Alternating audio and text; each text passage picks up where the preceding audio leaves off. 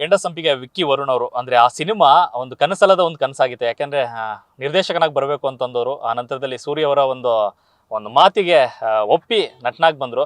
ಆ cinema super hit ಆಯಿತು. ಆ ನಂತರದ ಕಾಲೇಜ್ ಕುಮಾರದಲ್ಲಿ ನೋಡಿದ್ರಿ. ಈಗ ಅವರ ರಿಯಲ್ ಕನಸು ಏನಂತಾನೆ ನಿರ್ದೇಶಕ ಆಗಬೇಕು, ಡೈರೆಕ್ಟರ್ ಆಗಬೇಕು ಅನ್ನೋದು. ಸೊ ಆ ಕನಸು ಇವತ್ತಿಗೆ ಈಡೇರ್ತಾರಂಥದ್ದು. ಸೊ ಈ ಎಲ್ಲ ಸಂಭ್ರಮ ಬಗ್ಗೆ ಮಾತಾಡ್ತೋಣ. ಯಾಕಂದ್ರೆ ಕಲಾಪತ್ರ ನಾಳೆ ರಾಜ್ಯಾದ್ಯಂತ ರಿಲೀಸ್ ಆಗ್ತದೆ. ಈ ಸಂಭ್ರಮ ಬಗ್ಗೆ ಒಂದಷ್ಟು ಮಾತಾಡ್ಸೋಣ. ಸರ್ ನಮಸ್ತೆ. ನಮಸ್ಕಾರ. ಎಸ್, ಮೊದಲೇ ಹೇಳಿದಾಗೆ ಕೆಂಡ ಸಂಪಿಗೆ ಒಂದು ಅಚಾನಕ್ ಆದಂಥ ಒಂದು ಅವಕಾಶ, ಬಟ್ ಅದನ್ನ ತುಂಬಾ ಚೆನ್ನಾಗಿ ಬಳಸ್ಕೊಂಡ್ರಿ, ಹೀರೋ ಆಗಿ ನಿಂತ್ಕೊಂಡ್ರಿ ಇಂಡಸ್ಟ್ರಿನಲ್ಲಿ. ಸೊ ಆಕ್ಚುಯಲ್ ಕನಸು ಇವತ್ತಿಗೆ ಸ್ಟಾರ್ಟ್ ಆಗ್ತಾಯಿದೆ. ಯಾಕಂದ್ರೆ ಡೈರೆಕ್ಟರ್ ಆಗಿ ನಿಮ್ಮ ಮೊದಲ ಸಿನಿಮಾ ಕಲಾಪತ್ರ ನಾಳೆ ರಾಜ್ಯಾದ್ಯಂತ ಬರ್ತಿರೋದು. ಈ ಸಂಭ್ರಮ, ಈ ಖುಷಿ ಮತ್ತೆ ಭಯ ಎಷ್ಟು ಕಾಡ್ತಾ ಇದೆ ಅಂತ? ಅಂದರೆ ಒಂದು ಖುಷಿ ಇದೆ, ನಾನು ಅನ್ಕೊಂಡು ಕನಸನ್ನ ಹೋಗಿ ಆ ಗೋಲ್ನ ಟಚ್ ಮಾಡಿದೆ ಅನ್ನೋದು. ಭಯ ಆಬ್ವಿಯಸ್ಲಿ ಇದ್ದೇ ಇದೆ, ಮೊದಲನೇ ಸಿನಿಮಾ ಅಲ್ವಾ, ಡೈರೆಕ್ಟರ್ ಆಗಿ ಆ ಭಯ ಅಂತೂ ಇದ್ದೇ ಇದೆ. ಬಟ್ ಮಿಕ್ಸ್ ಫೀಲಿಂಗಲ್ಲಿ ಇದ್ದೀನಿ, ನೋಡೋಣ ಏನಾಗುತ್ತಂತ.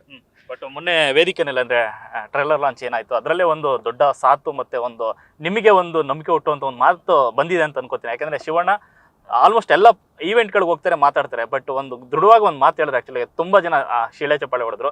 ಈ ಸಿನಿಮಾ 100 ಅಂದ್ರೆ ಪಕ್ಕಾ ಹಿಟ್ ಆಗುತ್ತೆ, ನಾನು ಬರ್ದ್ಕೊಡ್ತೀನಿ ಅಂತ. ಆ ಥರದೊಂದು ವಿಶ್ವಾಸ ನಿಮ್ಮ ಮೇಲೆ ಇಟ್ಟಿರುವಂಥದ್ದು. ಅವರು ವಿಶ್ವಾಸ ಇಟ್ಟಿರೋದೇ ನಂಗೆ ತುಂಬ ಭಯ ಆಗ್ತಾ ಇದೆ.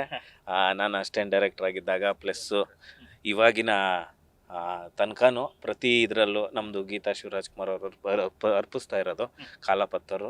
ಅವರು ಹೇಳೋದಕ್ಕಿಂತ ಮುಂಚೆನೂ ಹೇಳಿದ ಮೇಲೂ ಭಯ ತುಂಬ ಜಾಸ್ತಿ ಆಗಿದೆ. ಆ ಜವಾಬ್ದಾರಿ ಅಂಥ all time super star Shivanna ಅವರು ಅಂಥ ದೊಡ್ಡ ಮಾತು ಹೇಳಿದ್ದು ನನಗೆ ತುಂಬ ಭಯ ಆಗಕ್ಕೆ ಶುರುವಾಗಿದೆ ಆ್ಯಕ್ಚುಲಿ.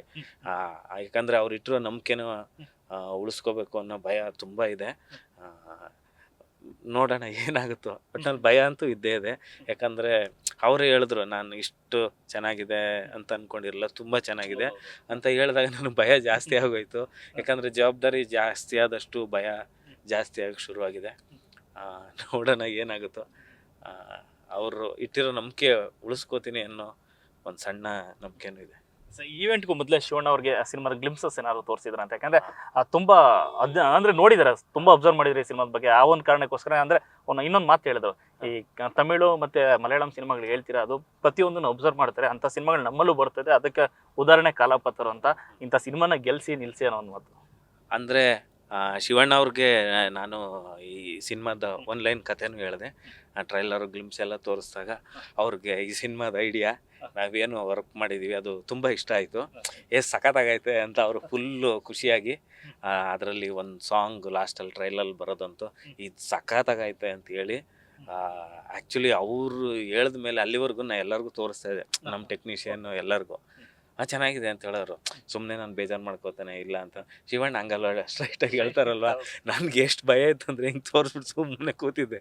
ಏನಂತ ನೋಡ್ಬಿಟ್ರು ಚೆನ್ನಾಗಿದೆ ಅಂತಂದ್ರು, ನಂಗೆ ಫುಲ್ ಖುಷಿ ಆಗ್ಬಿಡ್ತು ಅವಾಗ. ಸದ್ಯ ಅಣ್ಣ ಅಂತ ಸೂಪರ್ ಸ್ಟಾರ್ ಲೆಜೆಂಡು, ಅಷ್ಟು ಸಿನಿಮಾ ಮಾಡಿದವರು, ಎಷ್ಟು ಜನ ಡೈರೆಕ್ಟ್ರು ನೋಡಿದವರು, ನಮ್ಮಂಥ ಸಾಧಾರಣ ಹುಡುಗಂದೊಂದು ತುಣುಕನ್ನ ನೋಡಿ ಅವ್ರು ಹೇಳಿದ್ದು ತುಂಬ ತುಂಬ ಖುಷಿ ಆಯಿತು. ಮೊದಲಿಗೆ ಸಿನಿಮಾದ ಟೈಟಲ್ ಫಸ್ಟ್ ಅವ್ರ ಗಮನ ಸೆಳೆದಿದೆ ನಾನು ಅನ್ಸುತ್ತೆ. ಯಾಕಂದ್ರೆ ಅವ್ರ ಎಕ್ಸೈಟ್ಮೆಂಟ್ ಇಲ್ಲಿ ಹೇಳಿದ್ರೆ ಕಾಲಾಪತ್ರ ಅಂದ್ರೆ ಅಮಿತಾಬ್ ಬಚ್ಚನ್ ನೆನಪಾಗುತ್ತೆ. ಆ ಸಿನಿಮಾ ನಂಗೆ ಭಾಳ ಇಷ್ಟ. ಸೇಮ್ ಅದೇ ಒಂದು ಟೈಟಲ್ ಇಟ್ಕೊಂಡು ಒಂದು ಬೇರೆ ಒಂದು ವಿಚಾರ ಹೇಳಕ್ ಬರ್ತಾ ಇದ್ದೀರಿ ಅಂತ. ಅದು ಶಿವಣ್ಣ ಅವರು ಯಾವಾಗ್ಲೂ ಅಷ್ಟೇ ನಮ್ಮನ್ನು ತುಂಬ ಎಂಕರೇಜ್ ಮಾಡೋರು. ಆಮೇಲೆ ಒಂಥರ ಅವರು ಮಗು ಥರ ಶಿವಣ್ಣ ಅವ್ರು ಯಾವಾಗ್ಲೂ.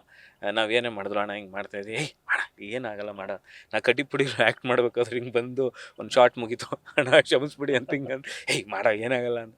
ಅಂದರೆ ಆ ಥರ ಒಂದು ಸಂಬಂಧ ಇದೆಯಲ್ಲ, ಹೊಸಬ್ರನ್ನ ಇದು ಮಾಡಬೇಕು, ಅವ್ರನ್ನ ಮುಂದೆ ಹೋಗಬೇಕಾದ್ರೆ ನಾವು ಬೆನ್ನು ತಟ್ಟಿ ಅವ್ರನ್ನ ಮುಂದೆ ಬನ್ನಿ ಅನ್ಬೇಕು. ಹೊಸ ಪ್ರಯೋಗ ಮಾಡಿದ್ದೀವಿ ಅಂದಾಗ ಅದಕ್ಕೆ ಸಪೋರ್ಟ್ ಮಾಡೋದು, ಅದೆಲ್ಲ ನಮಗೊಂಥರ ಶಿವಣ್ಣ ಅವರು ಯಾವುದೋ ದೇವ್ರು ಕೊಟ್ಟು ವರ ನಮ್ಮ ಪಾಲಿಗೆ ಶಿವಣ್ಣ ಅವರು.